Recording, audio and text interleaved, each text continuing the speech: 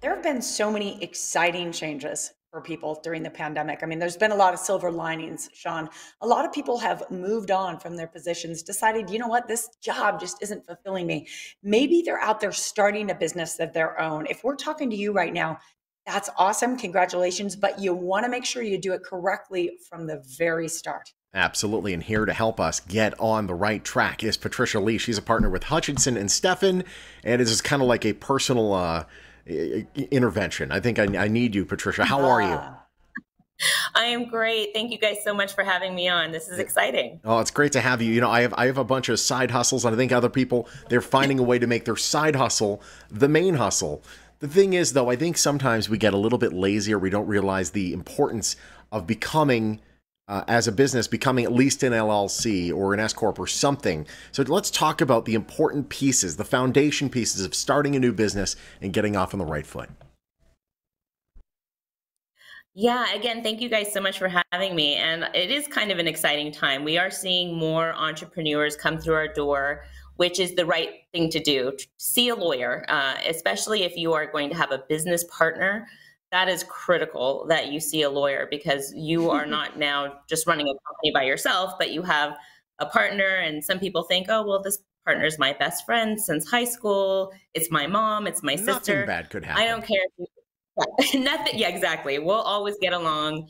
And that is rarely the case, that it just runs smoothly and uninterrupted. So you do want to first form some kind of corporate entity in which to house your venture. So the reason why you want to do that is because it creates a buffer, or what we call the corporate veil, between your personal assets and your business. So Sean, for instance, if you started one of these side hustles and God forbid someone sues you because it blew up in their living room or something, they could sue you, but they would have to, they would be limited to the assets that you have in that company. They couldn't go after you individually, Sean, for your house, your car, your savings accounts, and things of that nature. So getting incorporated is definitely the first step. And then secondarily, if you have a partner, having an agreement in writing, it's either called an operating agreement if it's an LLC, or bylaws if it's a corporation. And it really just kind of sets forth the governance of your company. It's the rules. So what happens, you two get into business together, and God forbid Sean becomes incapacitated or he passes away. I don't know if you're married, Sean, but would your interest then go to your wife? And would she be stuck with, a business partner that maybe has no interest in being a business partner? Yeah. If you want to sell your interest, under what terms are you going to be able to do that and let other people in? There's just a myriad of things to consider when you have a business partner. And if you're 50-50, how are you going to break ties? These are the things that you may not necessarily be thinking about when you start your business, but certainly are critical things to have in place that'll save you a lot of headache and heartache later. For sure. I critical. Absolutely. I was nodding and the whole time. I can't tell you how many personal stories I've heard from other people who've started businesses who've wound up in situations that you mentioned. So, to get legal help from people who understand what not only how to form these agreements, but how to make sure they're valid, of course, is so vital.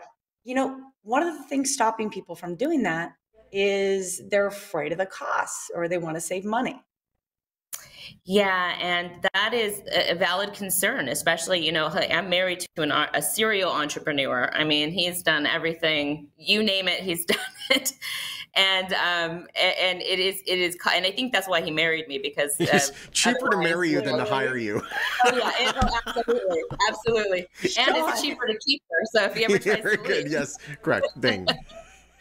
So we know the pains of entrepreneurship and the whole concept of you eat what you kill, and every dollar is precious. Every resource you have, you want to pour it into your company. But let me tell you, building a company on sand with no foundation, it's going to cost you more in the end. So when, for instance, these partnership disputes that I raised before, they're so expensive, they're so costly, and they're so time consuming.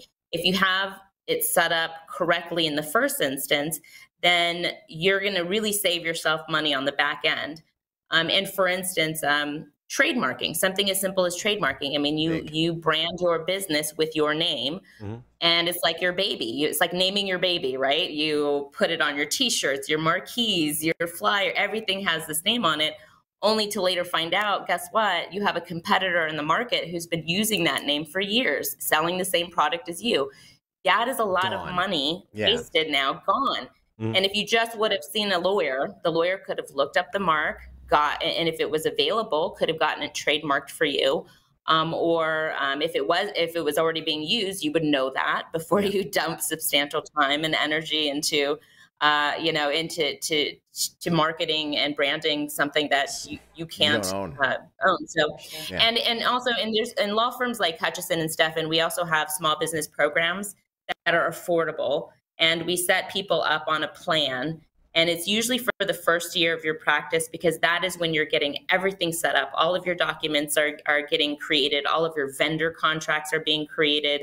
Employment contracts, if you're going to have employees or independent contractors. All of those things are usually kind of set up in the first year of our business. Excellent. And so we make it affordable for small business owners to pay incrementally to be able to afford that. Patricia, we gotta go. We've run out of time. Oh, I'm so sorry. That was fast. No, it goes really fast. But that said, honestly, a really important resource for those who are starting businesses. And it's great to talk to you. Thank you for joining us. Thank you. Absolutely. Thanks for having me, guys. Take care. You want to learn more, you can go to hutchlegal.com. They're right there at Piccoli Professional Park on West Alta. You're also on Facebook at Hutch Legal.